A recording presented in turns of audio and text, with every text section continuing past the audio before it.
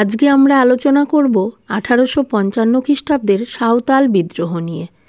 সাঁওতালরা ছিল কঠোর পরিশ্রমী, শান্তিপ্রিয় ও সরল প্রকৃতির এক কৃষিজীবী আদিবাসী সম্প্রদায়। বাঁকুড়া, মেদিনীপুর, বীরভূম, মানভূম, ছোটনাগপুর ও পালাউমো অঞ্চলের গভীর বনভূমিতে হিংস্র জীবজন্তুর সঙ্গে লড়াই করে তারা বসবাস করত এবং কঠোর পরিশ্রমের মাধ্যমে জঙ্গল কেটে পাথুরে জমিতে কৃষিকাজ করত। চিরস্থায়ী বন্দোবস্ত প্রবর্তিত হলে এই অঞ্চল কোম্পানির রাজস্বের অধীনে আসে। জমিদার ও কোম্পানির কর্মচারীদের অত্যাচারে তারা এই অঞ্চল ত্যাগ করে রাজমহলের পার্বত্য অঞ্চলে ও মুর্শিদাবাদের একাংশের বনভূমি পরিষ্কার করে সেখানে বসবাস ও কৃষিকাজ শুরু করে। তারা এই অঞ্চলের নাম দেয় দামিনী কোহি বা পাহাড়ের প্রান্তদেশ। এই এলাকার মোট আয়তন ছিল 1366 বর্গমাইল। পরবর্তীকালে এই অঞ্চল সাঁওতাল পরগনা নামে পরিচিত হয়।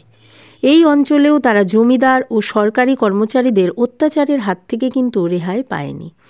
নানাভাবে তারা সরলপ্রাণ দরিদ্র সাঁওতালদের শোষণ করতে শুরু করেন।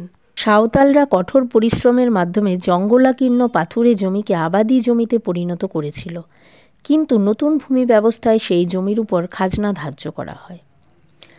কেবল উচ্চ হারে খাজনা আদায় করাই নয়, জমিদার, ইজারাদারদের কর্মচারীরা নানাভাবে তাদের কাছ থেকে বিভিন্ন উপশুল্ক আদায় করত, যা মেটাতে গিয়ে তাদের নাজেহাল হতে হতো।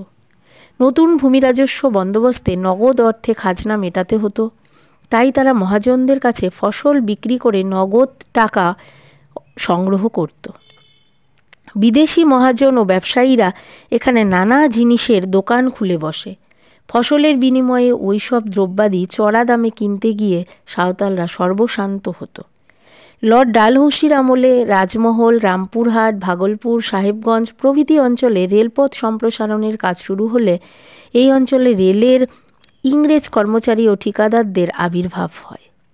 নীলকর সাহেবরা সাঁওতালদের জোর করে নীল চাষে বাধ্য করত। এর অন্যথা হলে পুরো সাঁওতাল পরিবারের ওপরেই জুলুম ও শারীরিক নির্যাতন চলত। সাঁওতালরা এতদিন তাদের নিজস্ব আইন দ্বারা শাসিত হয়ে আসছিল। তারা মনে করেছিল যে দামিনী কোহিতে তারা নিজস্ব গ্রাম সমাজ গড়ে তুলবে।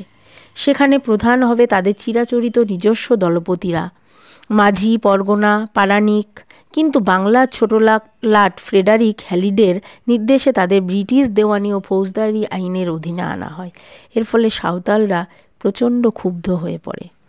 খ্রিস্টান মিশনারিরা নানা অছিলায় তাদের ধর্মান্তরিত করত। এই বিদ্রোহের পশ্চাতে ধর্মীয় উদ্দীপনাও বেশ কাজ করেছিল।